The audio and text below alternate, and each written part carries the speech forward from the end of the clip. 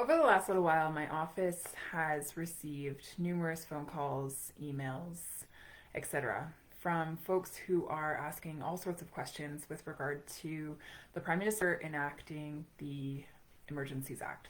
So I thought I would just take a moment and go through a few common questions and answers with you here today, a bit of my explanation, and a few of my personal thoughts.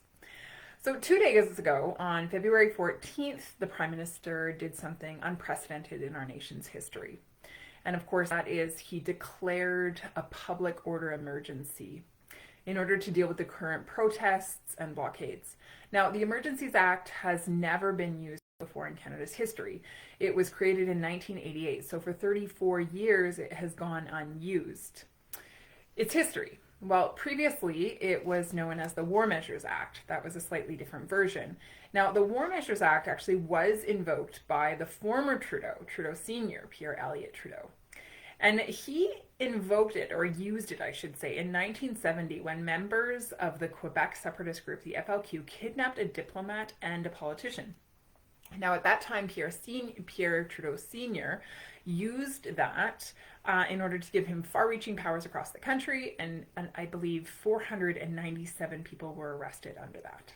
Okay, so today, there are four options when it comes to Trudeau having to make the decision to enact the Emergencies Act. He gets to choose between a public welfare emergency, a public order emergency, an international emergency, or a war emergency. And so in this case, he has chosen to classify this as a public order emergency. So what does that mean?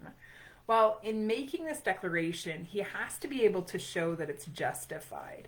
And the way that he would do that is he would need to be able to demonstrate that this situation is in fact a crisis and that it cannot be effectively dealt with by any other law in Canada.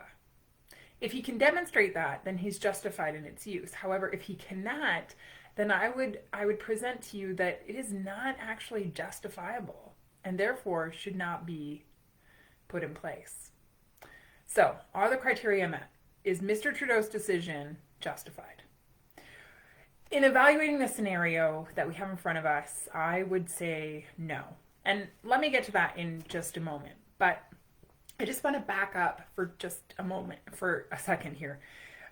The crisis that we have in front of us, I believe, is actually one of Trudeau's own making. If you recall, on January 15th, the Prime Minister put in place mandates that prevented unvaccinated truckers from being able to go across the border into the US and then back into Canada. Now, there was no scientific reason for this mandate. Truckers had previously been considered heroes and celebrated. The Prime Minister even applauded them for their efforts early on in the pandemic. All of a sudden, though, they were turned into his enemy. They were demonized. Those that chose not to be vaccinated, that is. He put these punitive measures in place without really any reason to do so. So with this nonsensical mandate then, the nation began to rally and the convoy began. As the people began to mobilize, I believe that the Prime Minister made up his mind even before giving them a moment of his time.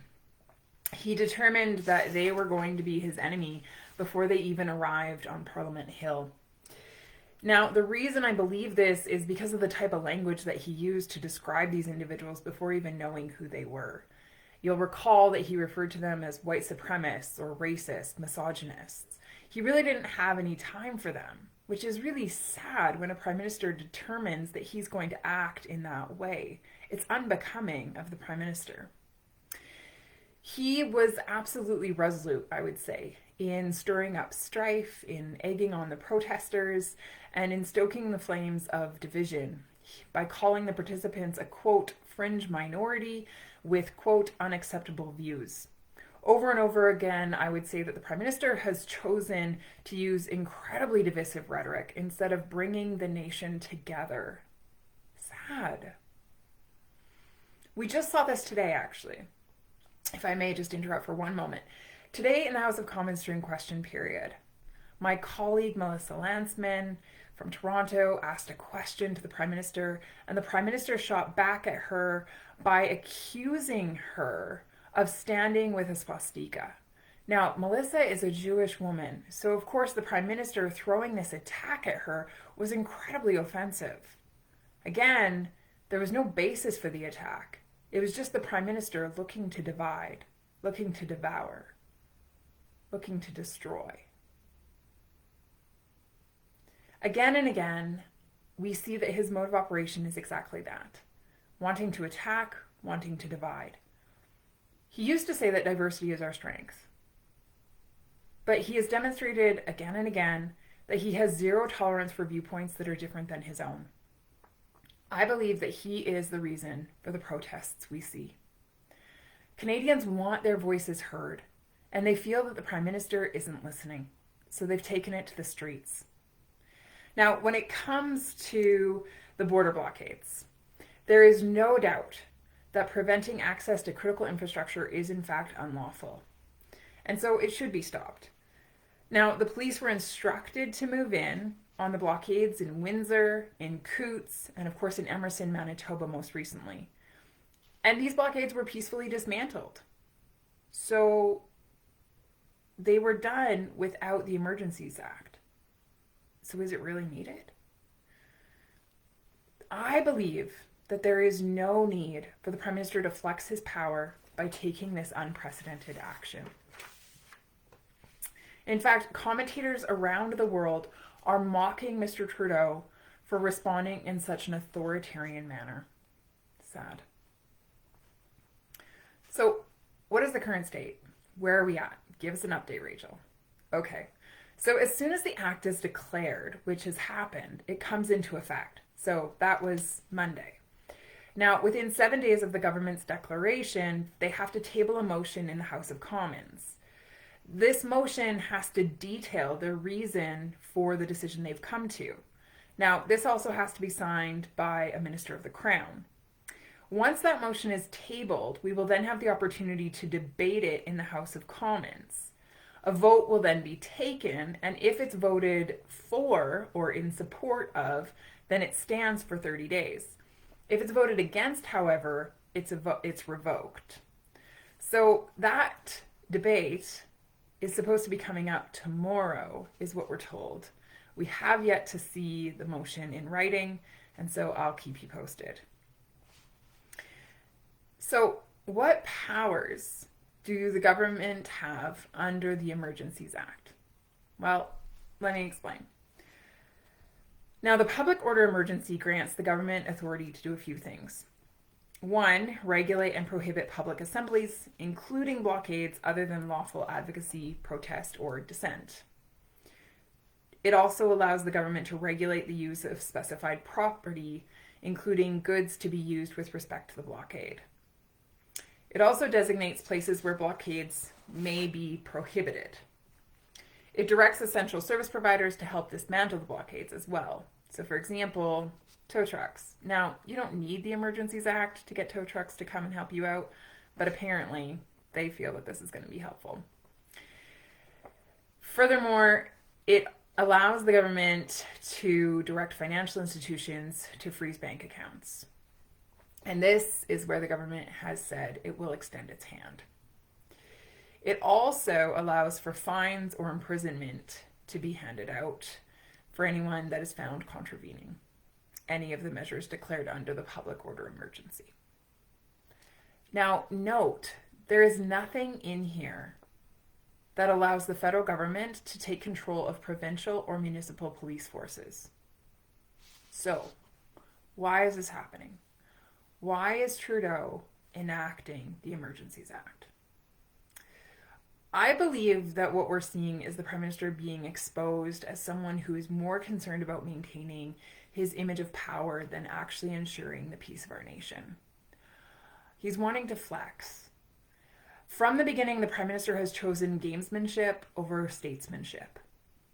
His first responsibility as a Prime Minister is to maintain unity and peace. But he doesn't. Again, he chooses to divide. He chooses to stoke the flames of division. He has chosen to antagonize. He has chosen to pit people against one another. And he has used this craftily as his strategy to maintain power. This is not my own observation. I mean, it is. But it's also backed up by 4 members of his own caucus who have come forward and called him out on it. The protests we see are because Canadians do not feel that they are heard or understood. They simply want a voice. And they're watching as provinces are lifting restrictions and other countries around the world with similar vaccination rates, often even less, are opening up. And they're saying, why isn't our Prime Minister listening? Why isn't he following suit? I mean, the Chief Health Officer, Ms. Tam, has said that we have to learn to live with the virus. It is here to stay. And so we must adjust course. But Trudeau isn't listening. Trudeau continues to buckle down. So Canadians, in an effort to have their voices heard, again, are taking it to the streets. We have a Prime Minister who is out of step. Out of step. And Canadians are frustrated. They're exhausted. They're exasperated. They're hopeless. They're in desperate need of a future that is bright, of optimism, of hope. And the Prime Minister has an opportunity to deliver that to them. We gave him that opportunity in the House of Commons. As Conservatives, we moved a motion. On Monday, it was voted on. We asked for a plan to be put in place by the end of the month, to bring Canada back to normal, to lift the restrictions.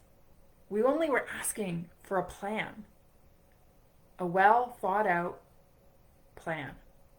And the Prime Minister refused. So of course Canadians are frustrated. Of course. Of course, add on top of that his unwillingness to create a plan, his divisive attacks, and his inability or unwillingness, I should say, to listen. It's a perfect recipe for disaster. So this crisis is one of his own making. And now he looks at it as an opportunity to enact the the Emergencies Act.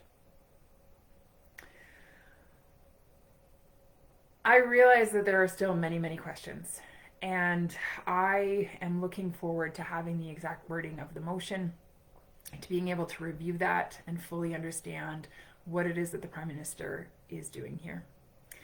As those details come to light, I will make sure that I keep you posted, both here on social media, but also I'll be speaking up in the House. Thank you so much for listening, and I look forward to connecting again soon. Good night.